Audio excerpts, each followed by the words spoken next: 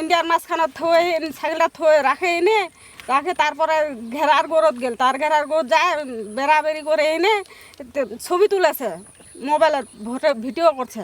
Video করতে করতে ওরা ফাঁক দেখছে নাকি, ওই ফাঁকের মধ্যে রাস্তার মধ্যে উঠে বসে হাঁটতে হাঁটতে ছবি তুলতে আসছে, আর ছবি তুলেছে আর আসছে অনেকক্ষণ তো কিন্তু ছবি তুলেছে।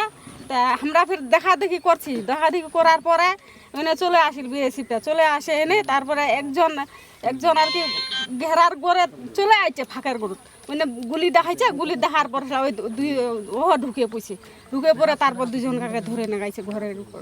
একটা ফাঁক আছে, তার কাটা আছে, ওই ফাঁকটার মধ্যে ঢুকার পর তখন হচ্ছে ওরা ওই যেভাবে টিকটক করার জন্য ছবি করতেছে, আর ওই দিক থেকে বিএসএফ ওই রোড থেকে আসতেছে। তখন আমি ওকে বললাম যে বাবু আমি খুব চিৎকার করতেছি, বাবা আসো আসো, বাবা তোমাদেরকে মারে ফেলবে, আসো চলে আসো।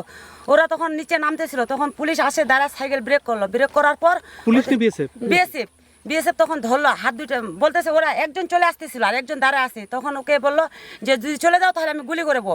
তখন এভাবে হচ্ছে ওকে বন্দুক দেখাইছে, বন্দুক দেখার পর তখন হচ্ছে ওরা দাঁড়ায় গেল, দাঁড়ায় যাওয়ার পর ওকে দুইজনে দুইটা হাত ধরলো, একজন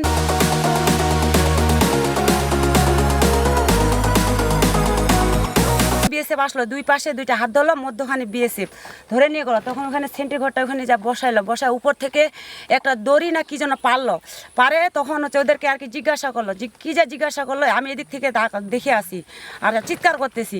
তখন ওইটা পারে একজন ফোন দিল, আরেকজন হচ্ছে বিএসএফ সাইকেল নিয়ে আসলো, আসার পর আরেকজন মোটর সাইকেল নিয়ে আসলো, ইনি তখন ফোন দেওয়া দিয়ে শুরু করলো, খুবই চিৎকার করে ফোন দিতেছে। তখন একটা গাড়ি আসলো, গাড়ি আসার পর ওই গাড়ি থেকে একটা মেজর নামার সাথে বাবু দুইটারে চোখে বাঁধে মুখে ডিপচল দিয়ে। তখন এভাবে বললো, আমরা তো দেখে আসি, জানে না ও যে ওটা ভারত, ও খুশি মনে গেছে মোবাইল নিয়ে ছবি তুলতে, এখন জানলে কি আছে যাই তো শিখতে পরে, জানলে কি ওই দিক দিয়ে তোকে আমরা যেতে দিতাম। জামা কাপড় খুলে বাঁধে পিটা শুরু করছে। তো চোর না, সে ছোট ক্লাস 9-এ, দুইজন ক্লাস 9-এ পড়ে। সে ঘুরতে গেছে, মেহমান খাতে আসছে, মেহমান খাতে বর্ডার দেখতে আসছে, বর্ডার দেখার পরে ওরা ভুল করে ঢুকে পড়ছে। ওখানে ঢুকে পড়ার পরে ওইভাবে নির্মমভাবে মারপিট করা হয়েছে। আমাদের তো মানে যে ভারত থেকে যারা বাংলাদেশ পার করে দেয়, আমরা তো তাদেরকে খুব যত্ন করে সহকারে রাখি আমরা, কিন্তু আমরা তো এরকম নির্যাতন করি নাই। কাঙ্ক্ষিত ঘটনা, হ্যাঁ, দুটা 13-14 বছরের ছেলে বিএসএফরা ধরে নিয়ে গেছে।